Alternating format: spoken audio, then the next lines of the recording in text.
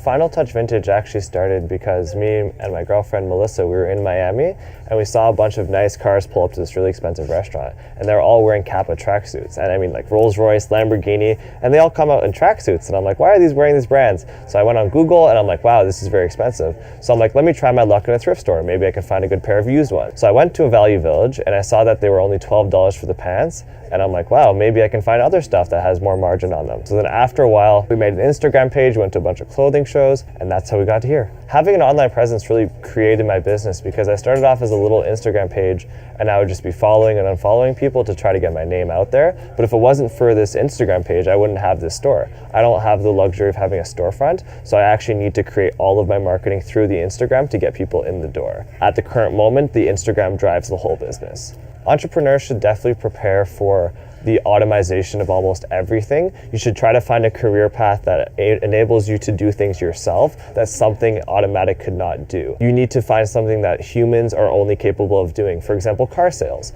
I would never want to buy a car from a robot. I need a personal touch with someone to actually buy the car. My name is Karan Vijan. I'm the president and CEO of Vijan Vision. We deal in luxury vintage eyewear, all dead stock products from the early 70s up until the mid 90s. Notable people rather I get to deal with, such as Fred VanVleet, who's a point guard for our beloved Toronto Raptors. We've dealt with some other people within his camp. I do have the privilege of dealing with some OVO artists such as Popcan, Baka Not Nice are all wearing my products right now. We're just doing our very best to continue to network the product, network the brand, and really get it out there so everybody can, learn about it and appreciate it. I started using my social media to leverage, my current network and just made sure that I branded myself well and that people understood I was a business and, not just a kid selling sunglasses.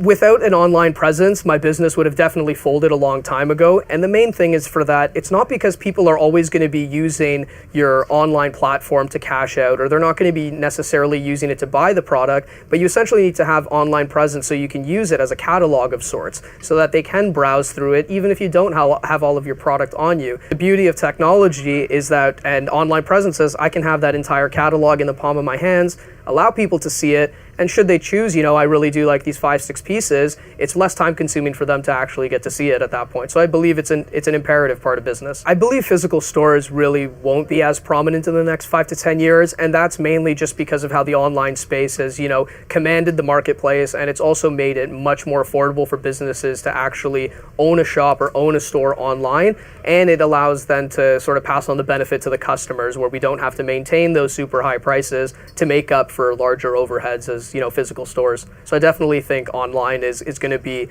the number one place where shopping happens in the next 5 to 10 years. The advice that I would give to future entrepreneurs is network, network, network. That is how you meet people. That's how I've made all of my opportunities. Sometimes you really have to get out of your bubble to do it, but I can promise you it will pay more than dividends in the future.